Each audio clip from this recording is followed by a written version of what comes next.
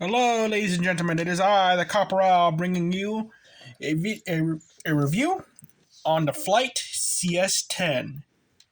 So, this is part of the Alphestrike line, being those cheap blasters that are supposed to go into the market of they're trying to Nerf trying to defeat its competitors by selling cheap blasters, and I wish they made more of them like this. And it's just going to say ahead of time that this is actually pretty decent blaster. And I got this at Walmart for $20 back when they're pretty much being phased out. So it was it was actually the last one on the shelf, and I didn't have a Strife. I didn't have any blaster like a Strife. So I bought this to be my Strife. And I fell in love with it.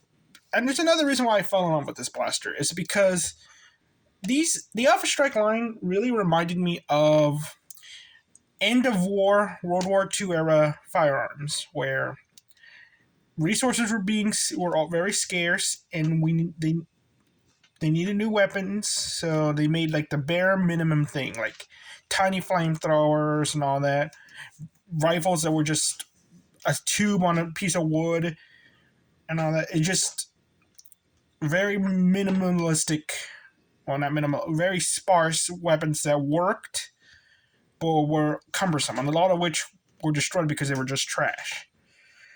So when I saw the Flyte, that's what it reminded me of. Just this cheap thing, end of war kind of thing. And I would like there to be like a game type where, as the longer the game goes, you have to start downgrading from your blasters and have like the Flyte be like the power weapon. You have to use all the Alphestrike weapons. You could start off with like these tricked out modded things, but once the round's over, you got to switch out to weaker blasters and all that for the end of war type of scenario. So let's get to it. FPS, I'm always surprised by how good this thing performs. Because we even got this thing up to 75 FPS for the last one, so 72.68 is the average. And I'm going to say it's good. Anything above 70 is good. And again, it's supposed to be this is the budget blaster. And it performs better or just as good as a Strife. But better than several modern day blasters. Accessories didn't come with any. It just came with its mag. A 10-round mag that's in all black, which we rarely get. And this is another weird thing about this blaster, is that everything about it, from its rev trigger and all, they're all black. It's black and yellow, not yellow and orange. And I thought that was interesting because we normally have this rule to when we paint Nerf guns to always leave the orange, but this thing is barely orange. And I thought that was kind of weird. And a little side note on the accessories, this blaster doesn't have a little divot at the front for accessories. So, yeah, certain accessories will be loose on it. I was like, huh. That did intrigue me a bit. But accessories, no, it didn't really come with any accessories. So I'm going to say it's not bad. I mean, it's going to be in the bad. Sling attachment point. Technically, you're supposed to use these little cuts in it for the sling attachment point, but they're not good for that. But you can do it. It's just it's not practical. I'm going to say bad. Comfort. That's where another problem arises. I'm wearing gloves. You see this? That's black electrical tape. This thing is really sharp right here. And with how front heavy it is, that thing digs into your skin. And you can see this glue. That also is a problem. I haven't fully gotten rid of it, but I had taped this whole thing. I eventually got used to it, so I got rid of the tape. But there are a lot of like sharp points throughout this whole thing. And all that. Because again, this is cheap, bare minimum thing. And all that. So, comfort-wise, it's not really that good. And it also doesn't have a good place to sit your hand. You sit on a battery tray and all that, which I'm like, kind of on the fence about. So, But the handle's not bad. The trigger's not bad. The pushing the the mag release is kind of wonky. So I don't think it's not. I'm gonna say it's okay because I don't think it's too uncomfortable. It wasn't like the Zip 22. This is more like I could deal with it as soon as I put the tape on it. I was perfectly fine. Looks, again, this thing reminds me of end of war stuff, but at the same time, it does have a nice shell to it. This does kind of have an SMG type of look to it. Very kind of sci-fi as well. So I'm gonna say, and it's very much this blaster is very much up to like, what's the word? It starts with an S. It's subjective because again you have the skeletonized stock, and I say the stock is actually pretty useless. I don't think anything goes. Yeah, nothing goes through it. You could have completely taken out the stock and put in a stock attachment point. I think the blaster would have been way better. And also to add that the stock's not that uncomfortable. Like putting it on my shoulder and all that, it's very okay. It's just some edges are sharp. So that's why I'm okay with the comfort. So looks, I want to say, you know what, this thing looks good. I like the look of it. Profile, would I paint this all black? I would say no. I wouldn't paint it all black. Even if you have that big orange battery tray, I say no. This, again, it kind of has a Again, I bring up Caltech because this thing looks like something Caltech might make. So profile, I would say it's okay, though, because it still is a little wonky up front because of that battery tray. But I still wouldn't paint it all black. Tactical points. Now, we have the worst scope tactical point because it's the one that's far away. So, putting on the scope. Ta-da. Let me just flip it. Yeah, and you don't have the little divot for the front barrel attachment, so you got to use these barrel attachments. Though I do think the blaster looks pretty cool like this. And I think another Nerf YouTuber thought the same thing. So, tactical points, they're okay. They lean more to the bad, but these attachments work really well with it. So I'm saying okay just because of that. Yes, it can't really use the rockets, sadly. And it can use the Mega, but it's okay. Internals. Again, it's all cheap, but I don't think this thing uses a leaf spring. I don't remember.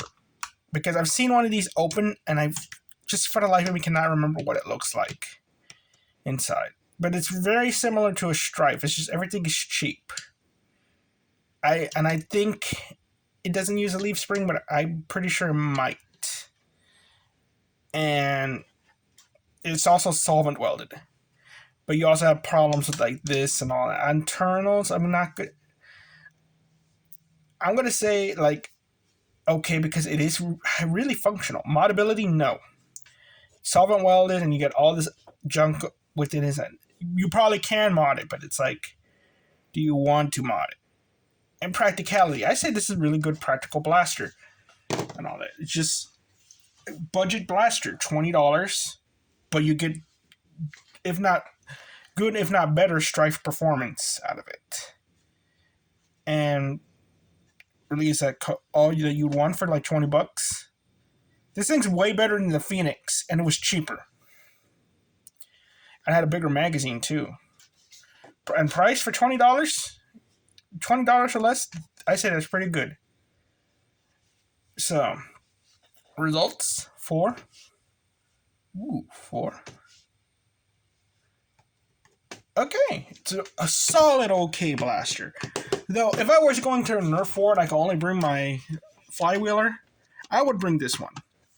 Not my other one, this one. Because this one, I really like the way it is with all these attachments. I like having the extra magazine attachment and all that. I do admit the storm charge is pretty good too, but I like using this 18 round drum. So yeah, It's one of my favorite blasters.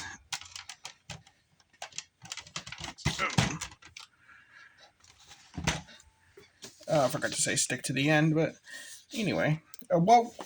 And this one I would say would be because you can't really put a sling on it and all that. It's a primary semi-springer. Now, should you buy this, skip it, and all that? Well, I say this is more of a novelty because if you have if you have this on the Goodwill shelf for $5, you have a Strife for $5, and you have the Phoenix for $5. Which one are you going to buy? Or even the Storm Charge for $5. Which one are you going to buy? You could buy the Strife, which takes attachments a lot better, but it's old, but you can mod it. You can buy a Storm Charge, which is brand new, and we know it works and all that. We could also mod it as well, but it's ergonomically weird. You could buy this thing, which also performs just as good and is more newer, but it's made out of cheaper materials and will eventually break on you. Or you could buy the Phoenix, which you can't do anything with. So I want to say this is a novelty because this is probably like the third option you'd go with.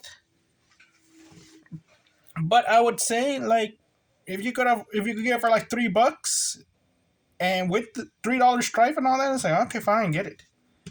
And I'll buy it. But yes. So I got a question for y'all. I meant to say this in the beginning of the video, but I forgot. I kind of want to advertise my YouTube channel on my Twitter, which I got to advertise in my book, but I ultimately didn't do that because I started following people, an artist I like. And some of these artists don't post safe for work stuff. Like they post sometimes they post really Lovecrafty and beautiful artwork. I think it's just nightmare fuel or something that's not good for kids to look at. And I thought, you know what, I should unfollow these people, stick to my Nerfs thing, stick to my book and all that, put up polls for you guys to vote on for the next video. And then on Valentine's Day, one of my favorite artists posted a thing I liked, a character I like, and I thought, oh, this is specifically for me for Valentine's Day. And then nope, it wasn't. It was just like, oh, this is a random post. But they liked the idea that I thought it was for Valentine's Day. Okay. So, yeah. And that made me realize, okay, this is my screensaver. I don't really care. So, I'm saying, if you guys think I should follow, I should put up my Twitter in my advertise it and start advertising my Nerf videos and my book better, then by all means you can follow me and all that if you think I should do that. But knowing full well you might see some weird nonsense. You might see me like something that you should have your privacy setting on for. Or maybe I shouldn't do that if I'm going to stick to looking at those artworks. Which, again, it's most of the time it is just artwork. It actually is something really nice to look at. But again, sometimes these guys do stuff that they do what they want to do. Okay? And it's not bad at all. I'm like, chef's kiss on some of these things. But yes. So, what will it be? Twitter or no Twitter? I hate Twitter, to be honest. It's like, I think Elon should not have bought it and it should have been destroyed. It should have gone bankrupt. But I like it with Elon running it. So, and I thought it would be a useful tool, but I ended up kind of falling into that trap. And I'm kind of falling out of it now. But yeah, so if y'all will give me your honest opinion, I greatly appreciate it. Thank you very much. You all have a nice night. Bye-bye.